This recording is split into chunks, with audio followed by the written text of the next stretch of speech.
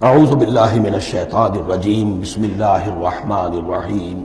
اب جو پہلے دو رکوع ہیں اس سورہ بقرہ کے، ان کے بارے میں تعویل عام اور تعویل خاص کا ایک بڑا بنیادی فرق ہے جو نوٹ کر لینا چاہیے۔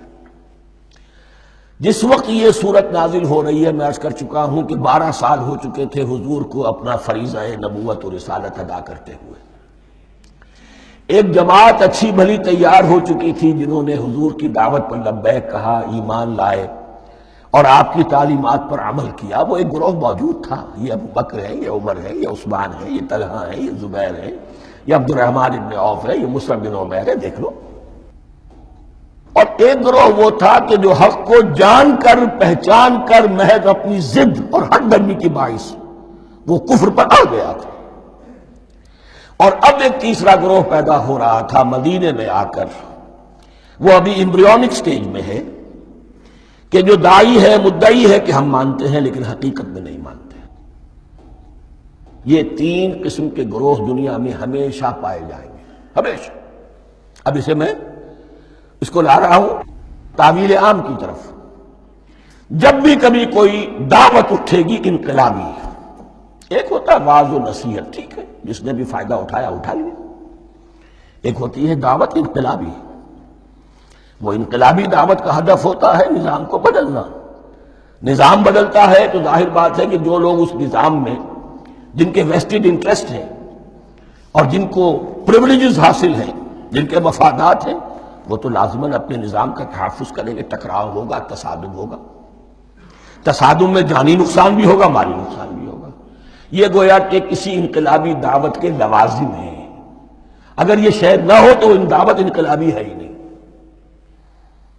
اس اعتبار سے ہر انقلابی دعوت کے جواب میں 3 طبقے پیدا ہو جاتے ہیں۔ ایک وہ کہ جو اس دعوت کو قبول کرتے ہیں دیانت کے ساتھ، خلوص کے ساتھ، اخلاص کے ساتھ، اور پھر پوری جواں مردی کا ثبوت دیتے ہیں، ہر چہ بعد آباد، اب جو آئے سو آئے، جان دینی پڑے حاضر ہیں، مال دینا پڑے حاضر ہیں، کوئی تکلیف آئے، کوئی مشقت آئے، کوئی مصیبت آئے، کوئی قربانی کرے، حاضر۔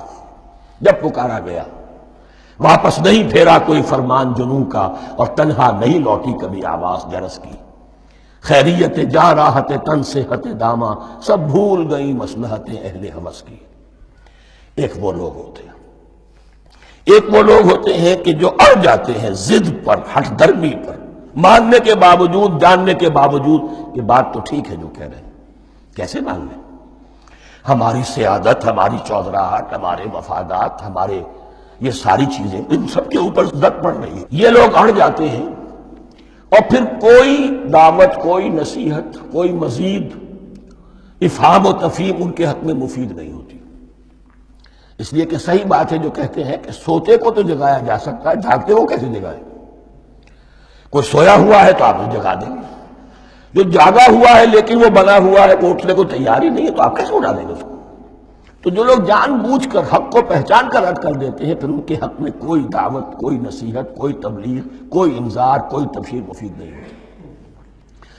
تیسرا درجہ ایسے لوگوں کا ہوتا ہے جو یا تو شروع میں آتے ہی شرارت کے ارادے سے، کوئی مصلحت ہے جس کی وجہ سے اس دعوت کو قبول کر لیا، کوئی ذاتی منفعت ہے جس کے لیے قبول کر لیا، یا یہ کہ شروع میں تو اخلاص کے ساتھ آتے ہیں لیکن جب قربانی دینے کا وقت آتا ہے تو ان کے اندر سیرت و کردار کی وہ مضبوطی نہیں ہوتی کہ ہر چہ بعد آباد، یہ نہیں ہوتی۔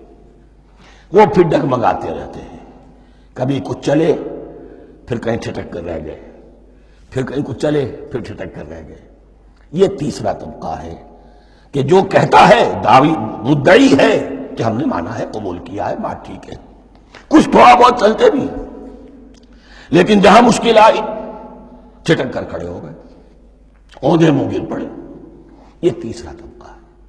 اس کے لیے لفظ ہمارے ہاں منافقین بھی ہے، لیکن اس رکوع میں آ کر، ابھی ان 4 رکوعوں میں نہیں بلکہ سورہ بقرہ میں مکمل میں بھی کہیں نفاق کا لفظ نہیں آیا ہے، اس لیے کہ اسے مرض سے تعبیر کیا گیا۔ یہ مرض ہے ایک، اور اس مرض کے ذریعے سے لوگوں کے اندر جو ہے وہ ایک نفاق کا بیج پڑ رہا ہے، جو ظاہر ہوگا تو منافقت پوری کی پوری کھل کر سامنے آ جائے گی۔ روگ ہے انسانی شخصیت کا، اس حوالے سے وہ تیسری، اور یہ چونکہ اہم ترین حصہ تھا اور یہ مرض اب شروع ہو رہا تھا، مدینے میں، مکے میں نہیں تھا، لہذا زیادہ تفصیل سے اس کے بارے میں گفتگو ہوئی۔ صدق اللہ العظیم۔